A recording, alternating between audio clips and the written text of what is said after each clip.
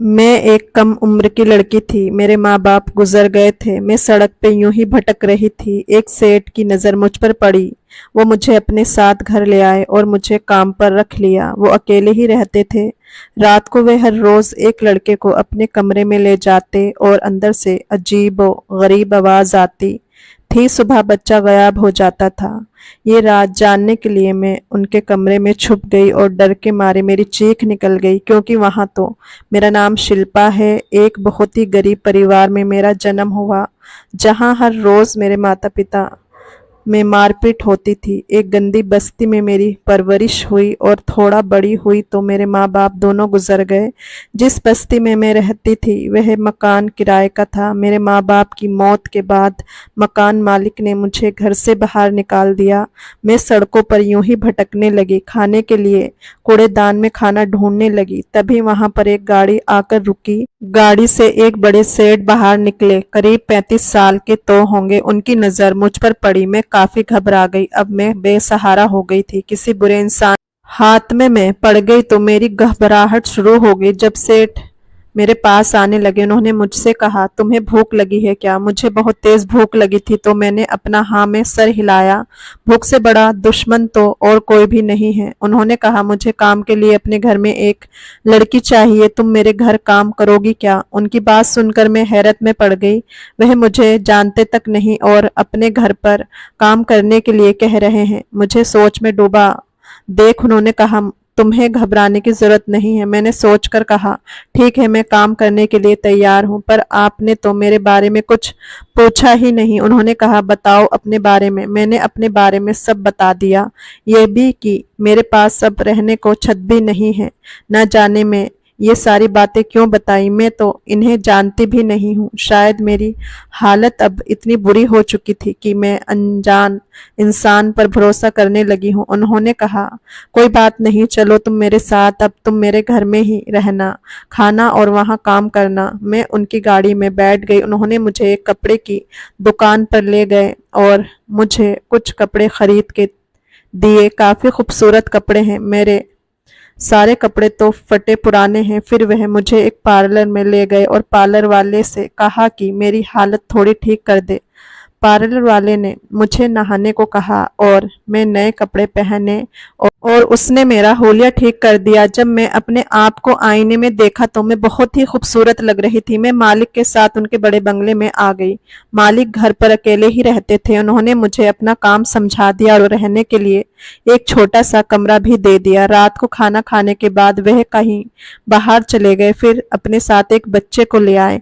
उसको लेकर अपने कमरे में चले गए। मुझे बहुत ही अजीब लगा, पर मैं अपने कमरे में सोने चली गई। अचानक कुछ अजीबो गरीब आवाज से मेरी नींद खुल गई। मुझे लगा आवाज कहाँ से आ रही है। देखने के लिए मैं उठी, पर मैं हैरत में पड़ गई। ये आवाज मालिक के कमरे से आ रही थी। मैं अपने कमरे में वापस आ गई। मालिक के साथ रहकर मुझे रहने के लिए अच्छा कपड़ा और अच्छा खाना मिल रहा था। मैं काफी खुश थी और मैं सुनहरे सपने में डूब गई। जब सुबह हुई तो मैं कमरे से बाहर निकली और अपना काम करने लगी। मालिक का कमरा बंद था। शायद वह अभी सो रहे थे, लेकिन जब वह अपने कमरे से निकले मैं बहुत ही हैरान हुई। जो बच्चा कल रात उनके साथ उनके कमरे में गया था वह वापस नहीं आया। मालिक ने मुझसे कहा था कि तुम पूरे घर की सफाई करना, खाना बनाना और घर की सारी जिम्मेदारी उन्होंने मुझे थमा दी थी। बस उन्होंने कहा था कि मेरे कमरे और बेसमेंट में कभी भी मत आना। मैं अपने कमरे की सफाई खुद करता हूँ। मैं सारा काम कर लिया, पर उनके कमरे की सफाई को छोड़कर बेसमेंट में तो ताला लगा रहता था। मालिक दिन में कहीं बाहर चले गए, शायद अपने काम पर गए होंगे, पर उनका कमरा लॉक किया हुआ था। जब शाम हुई तो वह वापस आ गए। जब रात का खाना तैयार हो गया तो मैंने उन्हें बुलाया। मैं उन्हें खाना परोसा तो उन्होंने मुझसे कहा, तुम बहुत ही अच्छा खाना बनाती हो। ये सुनकर मैं तो मुस्कुराने लगी। खाना खाने के बाद वह फिर से कहीं बाहर चले गए और अपने साथ किसी दूसरे बच्चे को लेकर आए और उसे लेकर अपने कमरे में चले गए। मैं सोने चली गई, लेकिन आज भी अचानक ही मेरी आंख खुल गई। मुझे वह अजीबो गरीब आवाज फिर से आने लगी। न जाने क्यों आज मेरे दिल की धड़कन तेज हो गई। सुबह मैं जल्दी उठ गई और बाहर काम करने लगी। बस मुझे ये जानना था कि वह बच्चा वापस निकलेगा या नहीं, पर मालिक के उठने के बाद अपने कमरे से अकेले ही बाहर आए। बच्चा फिर से गायब था। ये रोज बच्चे को लेकर कमरे में जाते, फिर अकेले बाहर क्यों आते? बच्चा कहाँ जाता है? कहीं मेरे मालिक कोई गलत काम तो नहीं करते हैं? मुझे मन किया मैं उनसे जाकर पूछूं, पर डर के मारे मैं चुप रही। मुझे नई नई नौकरी मिली है, अगर उन्होंने मुझे बाहर निकाल दिया तो मेरा क्या होगा? लेकिन फिर मुझे ख्याल आया कि मैं इस घर में उनके साथ अकेली रहती हूँ, अगर मेरे साथ कुछ हो गया तो। पर मैंने एक बात गौर किया था कि मालिक कभी भी बुरी नजर से मेरी तरफ नहीं देखा। अपने साथ हमेशा लड़कों को ही लेकर आते। ये रोज रोज चलने लगा। रोज कोई ना कोई लड़का उनके साथ कमरे में जाता, उनके कमरे से आवाज आती और लड़का गायब हो जाता है। मैं इस बात से अंदर ही अंदर बहुत परेशान रहने लगी, लेकिन मैं अभी छोटी लड़की हूँ, मैं करूँ भी तो क्या करूँ? मैं उनके साथ अपने आप को बहुत ही सुरक्षित महसूस करने लगी थी। वह मुझे अक्सर ही बाहर ले जाया करते थे और बाहर से अच्छा खाना खिलाया करते थे, कपड़े भी खरीद कर दिया करते थे। एक दिन तो उन्होंने मुझे एक मोबाइल दिला दिया। उन्होंने कहा, जब मैं बाहर जाता हूँ तो बहुत दिक्कत होती है, तुम्हें कुछ बताना रहता है तो बता नहीं पाता हूँ। ये मेरी जिंदगी का पहला मोबाइल है, लेकिन हर रोज मैं इस तरह से बच्चे को गायब हो जाते देखे थे और आवाज भी पता नहीं किस चीज की आती थी।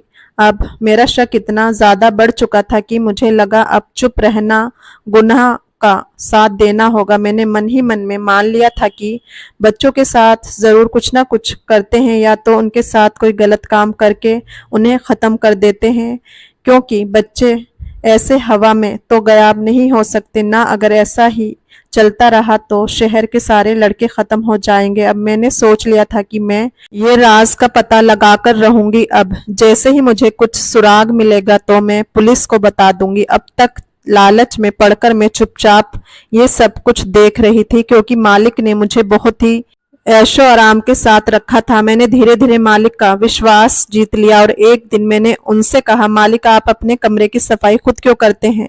मुझे अच्छा नहीं लगता। जब आप कमरे में होते हो तो तब मुझे बुला लिया करो, मैं साफ कर दिया करूंगी। मेरा इस दुनिया में कोई भी नहीं है। आपको अगर लगता है कि मैं चोरी करूंगी तो ये सच नहीं।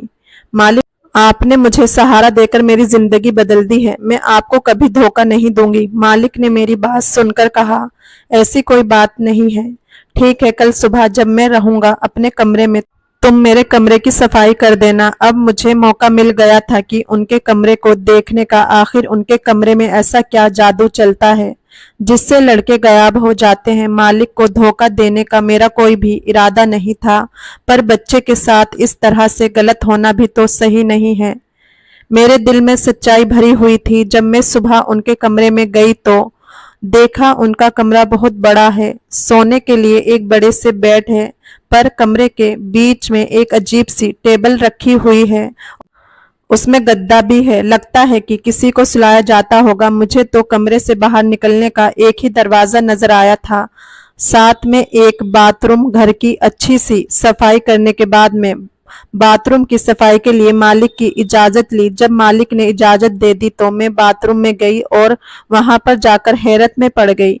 बहुत ही खूबसूरत बाथरूम था, पर वहां भी कोई दूसरा दरवाजा नहीं था। अपना काम करने के बाद मैं मालिक को देखकर मुस्कुराई और बाहर निकल आई। मालिक को मुझ पर विश्वास हो गया था। उन्हें नहीं मालूम था कि मेरे दिमाग में क्या चल रहा है। अब मैंने सोच लिया था कि किसी तरह से मालिक के कमरे में घुसकर मैं उनके राज का पता लगाऊंगी। ऐसा मौका मिलना शायद नामुमकिन ही था, क्योंकि उनके कमरे में तभी मैं अंदर जा पाती थी जब वह कमरे में रहते थे, और जब वह बच्चे को लेकर आते थे तो मुझे ही दरवाजा खोलना पड़ता था। तो पहले से ही छुप पाना ये उम्मीद बिल्कुल भी नहीं थी। दिन बीतते चले गए और मुझे समझ नहीं आ रहा था कि क्या करूं। अचानक से एक दिन मुझे ख्याल आया कि मेरे पास तो मोबाइल है, अगर किसी तरह से मालिक के कमरे के अंदर में मोबाइल का कैमरा ऑन करके रख दूं तो अंदर जो भी होगा उसकी रिकॉर्डिंग हो जाएगी। पर कहीं मालिक की नजर अगर मोबाइल पर पड़ गई तो वह तो मेरी जान ही ले लेंगे। मुझे समझ ही नहीं आ रहा था कि जिस इंसान ने मुझे इतना सहारा दिया उनको धोखा दूं या नहीं, पर हर रोज एक जीता जागता बच्चा मेरी आंखों के सामने गायब हो जा रहा था। अगर पुलिस को बताऊं तो पुलिस इस बात की तहकीकात करे कि बच्चे कहाँ गायब हो रहे हैं।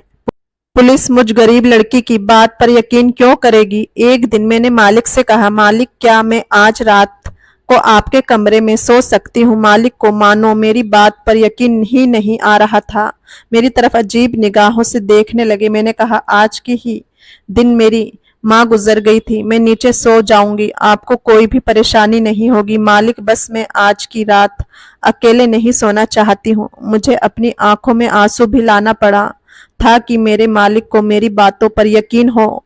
उनके कमरे में जाने का या मोबाइल छुपाने का कोई भी रास्ता मुझे नहीं मिल पाया था, क्योंकि कमरा हमेशा ही वह लॉक करते थे और चाबी अपने पास ही रखते थे। मालिक ने कहा, ठीक है, नीचे बिस्तर लगाकर सो जाओ, पर वह काफी गहरी सोच में डूब गए थे। उन्हें यकीन ही नहीं हो रहा था कि उनके मुंह से ये बात निकल गई, क्योंकि शायद वह नहीं चाहते थे कि उनके कमरे में कोई दूसरा आए। मेरे आंसू देखकर ही उन्होंने मुझे अपने कमरे में एक रात गुजारने की इजाजत दे दी थी। मैं अपने आंसू पोंछकर अपना बिस्तर मालिक के बिस्तर के साइड में लगा दिया और जैसे ही मैं लेटी तो सोने का नाटक करने लगी। मालिक शायद बाहर चले गए थे और जब दरवाजा खोलने की आवाज आई तो मैंने देखा एक लड़के को लेकर आए हैं। लड़के को बिठाकर मालिक मेरे पास आए तो देखा कि मैं सो रही हूँ। वे फिर से उस लड़के के पास चले गए। मालिक ने अपने लैपटॉप में कुछ चलाया और एक अजीब सी आवाज वहां से आने लगी। अब मुझे समझ आया कि वह अजीब सी आवाज लैपटॉप से आई थी। फिर कुछ चीज जलाया जिससे कमरा धुएं से भर गया। वह धुआं कमरे में फैल गया और थोड़ी देर में मैं बेहोश हो गई। जब मेरी आंख खुली तब सुबह हो चुकी थी। मैंने देखा मालिक बिस्तर पर लेटे हुए हैं और बच्चा सही सलामत टेबल के ऊपर लेटा हुआ है। मैं भी चुपचाप लेटे हुई थी। मैं देखना चाहती थी कि आगे वह बच्चे के साथ क्या करते हैं। उन्होंने करीब 7 बजे बच्चे को उठाया और खिड़की के पास ले गए। मुझे अब तक वह एक शीशे ही लगा था, लेकिन ये तो दरवाजा है। वहां से बच्चे को लेकर निकले और शायद किसी के हवाले कर दिया। शायद बच्चे के माता पिता हो। माता पिता ने हाथ जोड़कर उन्हें प्रणाम किया और वहां से चले गए। उनके जाने के बाद मैंने उठने का नाटक किया। मैं मालिक के पास गई और कहा, मैं इतनी देर तक कभी नहीं सोई हूं, पर पता नहीं क्यों आज मेरी नींद नहीं खुली। मालिक मुस्कुराए और कहा, कोई बात नहीं। मुझे इस बात से खुशी हो रही थी कि मालिक बच्चों को खत्म नहीं करते, उन बच्चों को उनके माँ बाप के हवाले कर देते हैं। ऐसे ही 7 महीने बीत गए और मैं धीरे धीरे मालिक का विश्वास जीतने लगी। मालिक का मुझ पर पूरी तरीके से विश्वास हो गया। तो मैंने एक दिन पूछा कि आप इस तरह से बच्चे को अपने कमरे में ले जाते हो, क्या कोई इलाज करते हो? पर उन्होंने जो कुछ भी कहा उसे सुनकर मुझे यकीन हो गया था कि मालिक अच्छे इंसान नहीं हैं। वह इन बच्चों के साथ कुछ गलत काम करते हैं। अब मैंने ठान लिया था कि मैं इस राज का पता लगाकर ही रहूंगी। मैं इसलिए चुपचाप बैठ गई थी क्योंकि मुझे लगा था कि बच्चों को ये नहीं मारते हैं, पर अब इनकी बातों से मुझे यकीन हो गया था कि ये कुछ गलत काम कर रहे हैं। इन्होंने मुझसे कहा कि शकूर बस्ती इलाके में लोग जादू टोना सीखते हैं और शहर के अच्छे बच्चे पर ये जादू टोना कर देते हैं। मैं बस उन जादू टोना का उतार कर उन बच्चों को एक अच्छी जिंदगी देता हूँ, जिसके लिए माँ बाप मुझे कुछ पैसे देते हैं। मैंने ये जादू टोना उतारने की विधि सीखी हुई है। उनकी बात सुनकर मैं आई तो थी, पर अपने कमरे में आकर बिल्कुल भी सोच में डूब गई। मैं शुक्र बस्ती में ही रहती थी और वहां ऐसा कुछ भी नहीं होता था। वहां के लोग अपनी जिंदगी में ही व्यस्त हैं, अपनी गरीबी से ही परेशान हैं। लोग इधर उधर काम ढूंढ कर काम करते हैं। वहां पर इस तरह का जादू टोना नहीं चलता है। मेरा बचपन गुजरा है वहां पर। ऐसा कुछ होता तो मुझे भी पता रहता, पर यह बिल्कुल ही झूठी बात है। यहाँ कुछ और ही चल रहा है।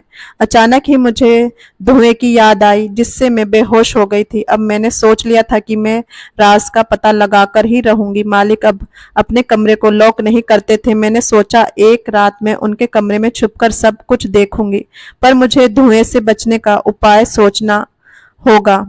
मुझे याद है कि जिस रात मैं वहां थी और धुआं हुआ था तो मालिक ने अपने मुंह पर कुछ पहना हुआ था, शायद किसी तरह का मुखौटा हो जिससे इस धुएं से बचा जा सकता हो। अगर मुझे भी ऐसा कुछ मिल जाए तो मैं बेहोश हुए बिना उसको देख पाऊंगी, फिर मैं अपने मोबाइल में रिकॉर्ड कर लूंगी। सफाई के वक्त मुझे कुछ मखौटे मिल गए, उनमें से मैंने एक अपने पास रख लिया और एक रात मुझे मौका मिल गया उनके कमरे में छुपने का। मैं मालिक को बहाना मार दिया कि आज मैं जल्दी सोने जा रही हूँ। रात को जब आप बाहर जाएं तो कमरे को लॉक करके जाएं ताकि आप अंदर आ सकें। आज मेरी तबीयत बहुत खराब है। मालिक ने कहा, ठीक है, कोई बात नहीं, तुम सो जाओ। मैंने अपने कमरे को लॉक कर दिया और उनके कमरे में जाकर छुप गई। आज मुखौटा भी पहन रखा था। जब मालिक बच्चे को लेकर आए तो टेबल पर बैठा दिया, फिर अजीब सी आवाज चला दी और कमरे में कुछ धुआं भर दिया। आज धुआं मुझे बेहोश नहीं कर पाया। लड़का बेहोश हो गया। उसके बेहोश होते ही मालिक ने एक टीका निकाला और उस लड़के को लगा दिया और वह फिर बिस्तर पर आए और लेट गए। उसके बाद वहां ऐसा कुछ भी नहीं हुआ जिस पर कुछ शक हो। बस वह टीका क्या है ये मुझे पता लगाना है। अगली रात घर पर पुलिस आ गई, मालिक को गिरफ्तार कर लिया और अपने साथ ले गए। उन्होंने बच्चे को भी वहां से लेकर हॉस्पिटल गए। बच्चे को किसी तरह का दवा दिया गया था। दरअसल मालिक कोई दवा बनाते थे और उससे बच्चों का टेस्ट किया करते थे। जादू टोना वाली बात झूठी थी। पहले मालिक किसी बच्चे से मिलते थे और उसे कुछ खाने को देते थे। उसमें एक तरह की दवा होती थी जिससे बच्चा बिल्कुल पागल हो जाता था और जब बच्चा अपने माता पिता के पास पहुंचता तो उन्हें लगता कि अचानक बच्चे को क्या हो गया है। मालिक ने ये बात फैला दिया था कि शुक्र बस्ती वाले बच्चों पर जादू टोना कर देते हैं और उस जादू को उतारने के लिए मालिक के पास लोग अपने बच्चे छोड़ जाया करते थे जिनके ऊपर तरह तरह के दवा टेस्टिंग की जाती थी। मालिक का बेसमेंट में रेड पड़ी, वहां पर दवा बनती थी। पुलिस ने वहां से ढेर सारे दवा बरामद किया। मैंने मालिक को धोखा जरूर दिया था पर मुझे यकीन है कि इस समाज का भला हुआ। मुझे एक दवा मिल गई थी जिसे मैं पुलिस वालों को दे दिया था और सारी बातें बता दी। पुलिस ने जब उसे टेस्ट करवाया तो उसमें एक ऐसी दवा मिली जिसे बेचना कानूनी जुर्म है। फिर बाकी काम पुलिस ने ही किया, बाकी की सच्चाई पुलिस वालों ने ही निकाली। मैं फिर से बेसहारा हो गई थी, लेकिन मुझे कोई ना कोई काम तो मिल ही जाएगा क्योंकि मैंने काफी सारे लड़कों की जिंदगी बचाई थी। पुलिस वालों ने कहा था, तुम्हें दोबारा से कहीं काम मिल जाएगा, इसका इंतजाम हम कर देंगे।